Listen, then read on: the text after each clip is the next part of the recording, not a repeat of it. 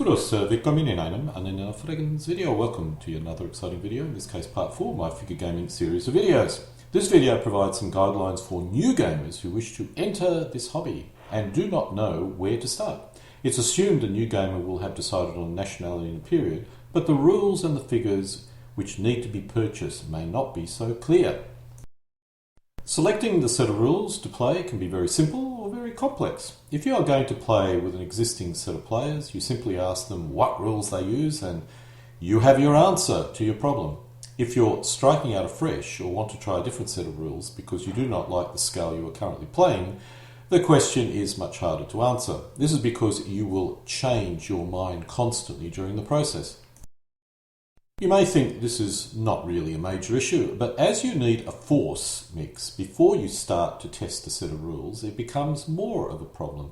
The answer is you need to build up your force mix, which is as flexible as possible, which can be used with as many different types of rules as possible.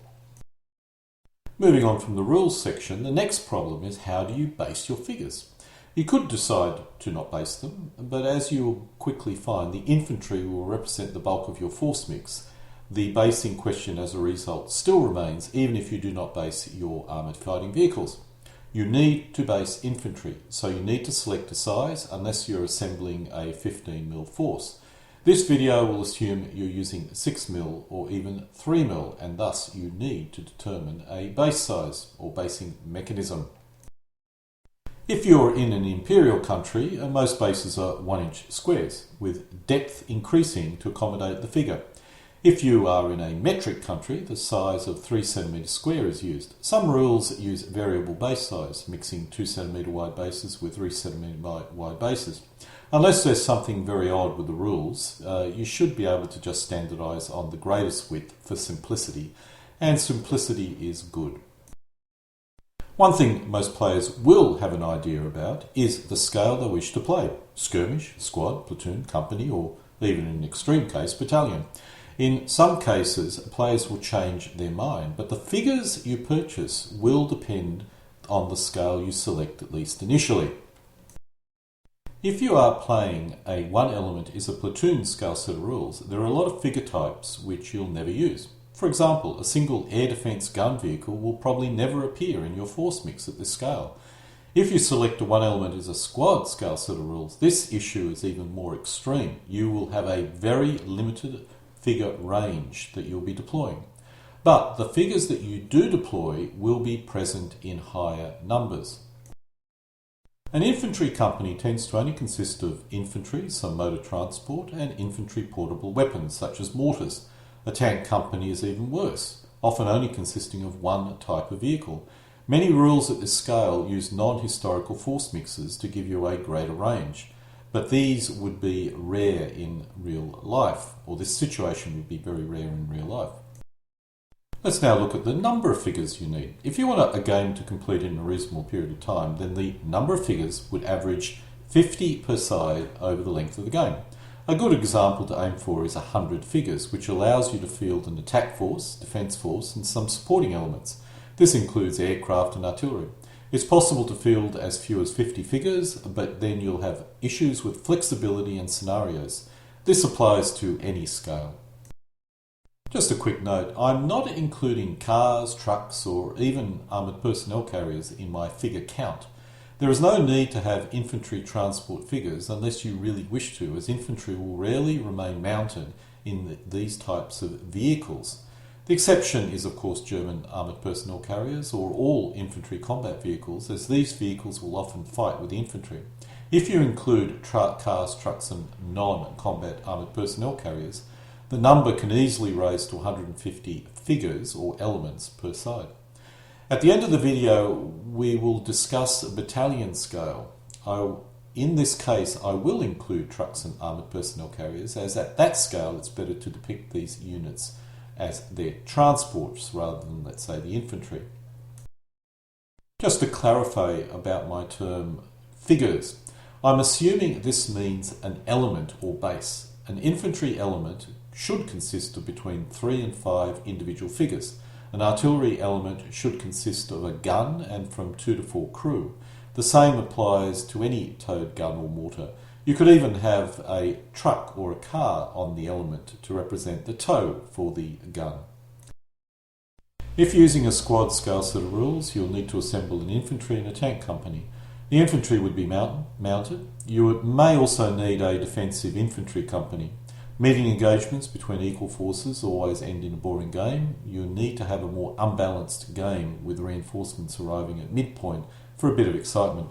Fielding a specific defensive force of between 1 and 2 infantry companies, if modern, or 2 infantry companies, normally foot, if World War II. You would be wise to include any battalion level support formations or perhaps regimental level support formations depending on the scale that you're playing. The only other forces you need to consider would be divisional level artillery and aircraft support. Ignoring pre-planned fire, in most cases a battalion would need to share the divisional artillery assets with up to 9 other battalions. Medium artillery is normally deployed conducting a counter battery or pre-planned fire, so your artillery pool would typically consist of 3 battalions of light artillery, or 18 guns in German cases or US structures in World War II. Between 4 and 8 guns is all you really need in this case. As for aircraft, air-to-air combat is rare at this scale, so 4 aircraft is all you would typically require. You will quickly notice that your force will mainly consist of infantry and their transports. A company will consist of 12 to 18 squad-size elements, if not more. A tank company will consist of a similar number of tanks. If fielding a World War II force, you may end up with 3 infantry companies and 1 tank company. If fielding a Cold War force, you could have 1 mech infantry company using infantry combat vehicles and 1 or 2 other infantry companies and 1 tank company. There's no way you can avoid it. Most of your fingers will end up being infantry on foot. A typical attack force mix for World War II would be 20 tank elements and 20 infantry elements. If fielding transports, add 20 elements. Add 10 miscellaneous elements such as headquarters, close support vehicles, towed guns and other vehicles. Add 8 infantry artillery guns and 4 aircraft and you have your force mix. A typical defence force mix for World War II would be 40 infantry elements and any supporting weapons, which would normally be towed guns and mortars. Add a few extra figures and you arrive at your total of 100 elements. This shows a possible German 1939 force mix. I was unable to place all the infantry on this slide, but there should be 8 more infantry and they're transporting trucks. This is an attack force and totals 51 elements, not including transports. German tank companies consist of a number of different tank types. In many cases it would be rare to have more than 2 types of tanks in a company, but in the early war period it's more common. One interesting observation that I had while doing this video is irrespective of the rules or scale, you will typically have 3 to 4 headquarters. In this case, 1 battalion headquarters and 2 company headquarters. As you go up the scale, you drop off the lower level of commands and add the higher level of command. Or in simple terms, as a player, you represent the highest level of command and have only 1 level of subordinate headquarters. There are exceptions, but this rule seems to apply to most rules and scales. Players should spend extra effort on their headquarters elements, as this is an area where you can add bling. I used to have my headquarters elements as the same base size as my normal bases, but now I'm adopting a round base to make it a little bit more clear. But regardless, whatever system you use, headquarters should have a little bit of excitement associated with them, so you can quickly identify them. Let's now move up to platoon scale. At platoon scale, a player would field a regiment consisting of infantry battalion and a tank battalion for attack, and up to 2 infantry battalions for defence. The figure mixes are similar to squad scale, except you'll field divisional level support elements. This scale gives you the widest range of figures, as your tank battalions could consist of different vehicle types. The number of artillery elements will drop, as each represents a battery of 4 to 6 guns. You'll probably end up with 3 to 4 artillery elements in this case.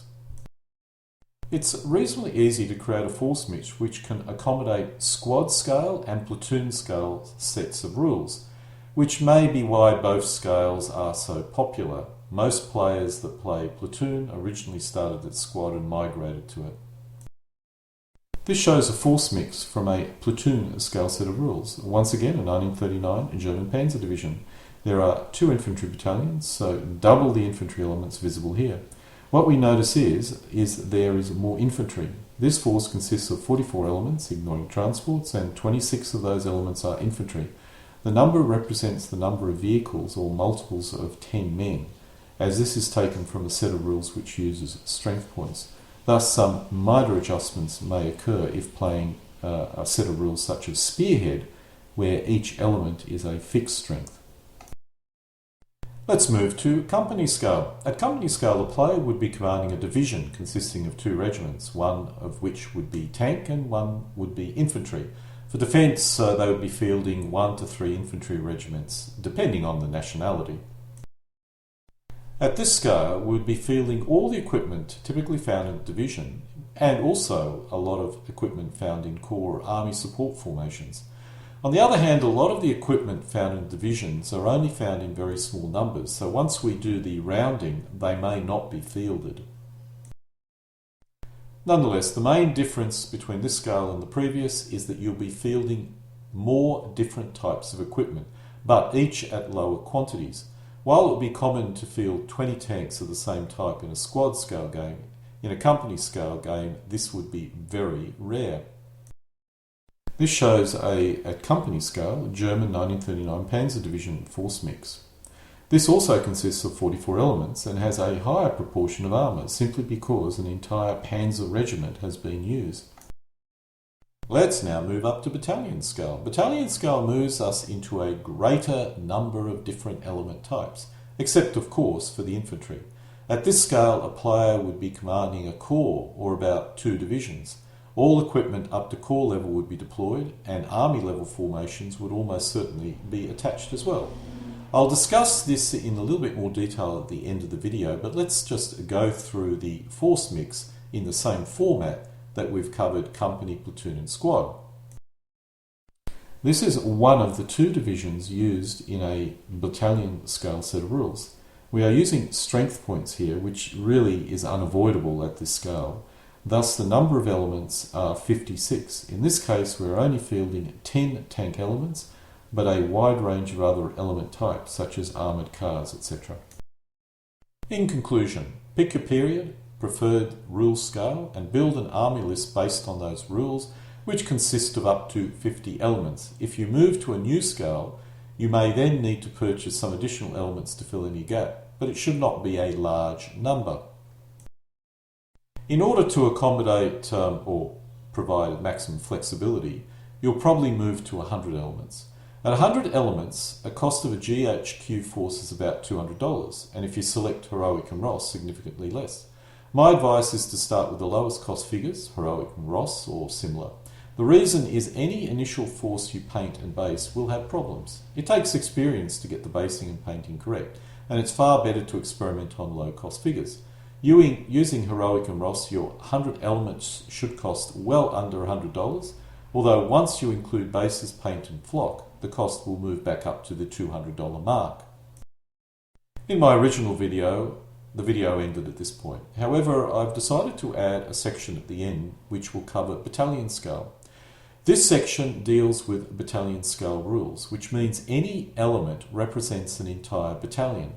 When I originally created this video, I never imagined it would be possible to game at this scale, but since I started using a figure game version of a board game set of rules, the SPI Modern Battles rules, it's become my primary scale for games.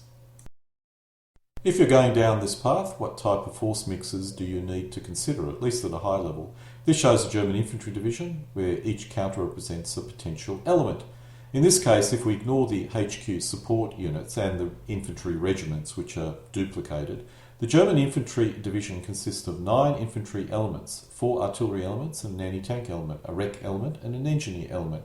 This is a total of 16 elements.